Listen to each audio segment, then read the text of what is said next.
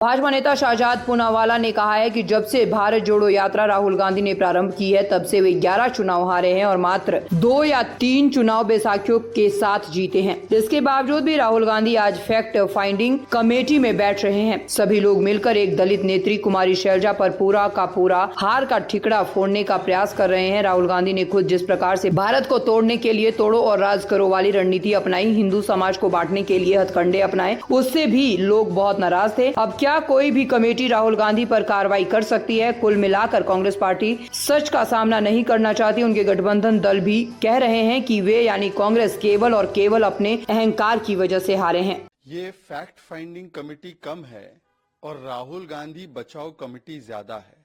और इस कमेटी का एक ही एक उद्देश्य है कि किसी भी तरीके से हार का टीकड़ा किसी और के सर माथे पर फोड़े। जब से भारत जोड़ो यात्रा उन्होंने प्रारंभ की राहुल गांधी ने, तो 11 चुनाव वो हारे हैं और मात्र 2 या 3 चुनाव बैसाखियों के साथ जीते हैं।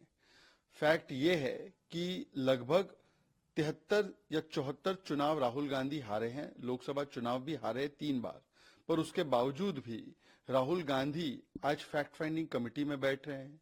केसी वेणुगोपाल जी, जिनके टिकट डिस्ट्रीब्यूशन पर कई प्रकार के आरोप लगे हैं, वो भी फैक्ट फाइंडिंग कमेटी में बैठ रहे हैं और सभी लोग मिलकर एक दलित नेत्री कुमारी शैलजा पर पूरे के पूरा हार का ठीकरा फोड़ने का प्रयास कर रहे हैं। कल जो मीटिंग हुई उसमें कुमारी शैलजा जी को बुलाया तक नहीं गया।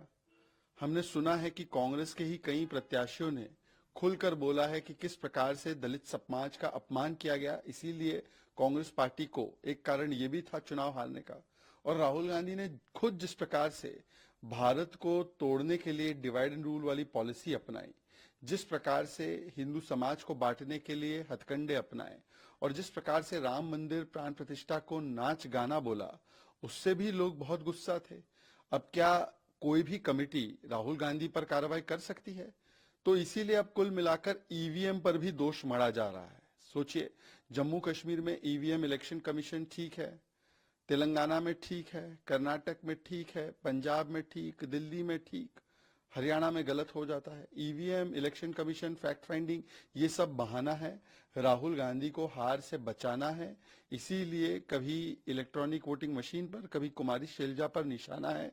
कुल मिलाकर केवल इतना ही है कि कांग्रेस पार्टी आत्मचिंतन नहीं करना चाहती, सच का सामना नहीं करना चाहती। उनके तो एलाइज भी उनको बोल रहे हैं कि आप अहंकार की वजह से हारे, आप अपने एटीट्यूड की वजह से हारे, आप जनता के साथ कनेक्टेड नहीं है।